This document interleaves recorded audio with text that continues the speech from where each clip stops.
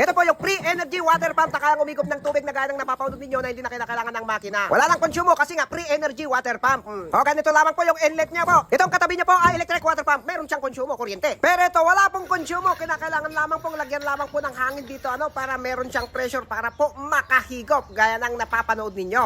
At wala pong daya ang ipapakita po natin dito. Bago po kayo mag-react muna sa inyong mga isipan o kuro-kuro, ay tignan nyo muna yung ipapakita natin at ipapaintindi sa inyo dahil wala pong daya ito. Ayan, hindi na kailangan yung electric water pump kung pwedeng-pwede po ito, ano? O, yan po, yung kanyang inlet. O, yan, o. Ayan po, malinaw Saka po natin buksan kung ito po yung palagi ninyong napapanood na palaging viral. O, ito na, ang katotohanan. Oh, yan! Naglagay lamang po kami ng check valve dito sa kanyang inlet, sa kanyang paghigupan. Kinakailangan hindi lang baliktad ito kasi kapag baliktad, hindi po makakahigop. Saka lang po namin pupuno nito ng tubig para po meron po siyang dahilan para po makahigop ito. Gaya ng mga napapanood ninyo na pinapakita ng mga ibang vlogger pero hindi naman po nila pinapakita lahat. Kaya kapag ginagaya ninyo, hindi po pwede. Kaya hindi po sila nakakatulong kung gano'n, di ba? At ito ginagawa natin, pagkumparin po natin sa electric water pump na meron pong konsumo. Anhin mo yung electric water pump kung pwede naman po yung ganitong free energy water pump.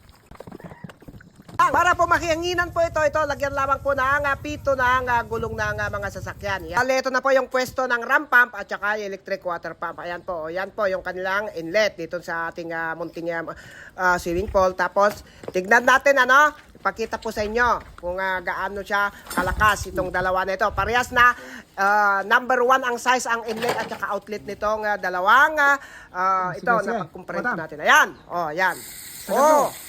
Ayan, swabing-swabe. Yung katotohanan lamang pong papakita ko dito Bali, nalagyan na po ng pressure. Saka lang po tanggalin itong pinagbumba. Yan. At eto na. Inulit lamang po natin dito para po hindi kayo malito. Ayun.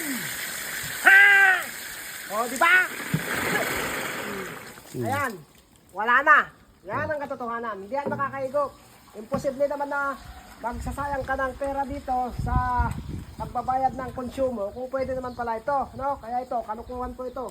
Wala pong katotohanan ito. Dahil ito po ay dinemo lamang po natin, para may pakita sa inyo na hindi po ito totoo, Wala pong katotohanan yung mga ganito. Kaya ito po ang ipapakita ko po kung paano po ito gagamitin. At ito po yung electric water pump na matipid po sa kuryente na meron po siyang pressure tank. Ito po, itong inawakan ko. Pressure tank niya po ito para po gumana itong automatic pressure switch off on niya. Ayan, kapag sinaksak po, hindi po nag-automatic umandar. Saka lang po andar ito kapag po binuksan po ito. Kapag binuksan na ganyan, ayan po, nag-automatic na po siyang nagandar. Ayan po, tuloy-tuloy na po yan. So, talagang totoo.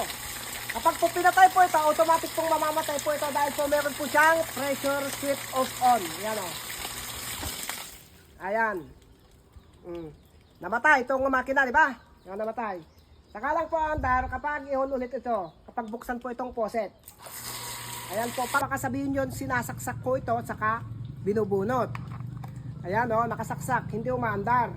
Ito lang ang saksakan niya Yan, kapag binuksan, mag-automatic switch. Ayan. Automatic switch. Hindi nabubunot At kapag patayin, automatic off. Ayan po. Kapag i-on, automatic switch. Ayan Siyempre, umaandar yan. Hindi po pinapatay. Kapag bunutin dito, wala nang konti, namamatay. Baka sabihin nyo kasi na ito ang nag-automatic. Hindi po. Kusang namamatay po ito pag sara. Ayan. At ito pang isang kagandahan po nito kapag po nagkasingaw po yung inlet o kaya naubusan na yung tubig, gaya po nito, itinaas po natin para po wala na po siyang mahigop na tubig, ay kapag uminit po itong makina ay mag-automatic off po ito. Dahil meron po itong automatic sensor na mag-shutdown po kapag po nakadetect po na mainit na po yung electric motor po na umaandar kasi wala na siyang mahigop. Mag-automatic mag-off. Kaya ito, ayan, wala na po siyang. Ayan, bali nakataas po, ayan umaandar. Umaandar lang, ilagay lamang po natin. Ayan po, nag-automatic off po siya.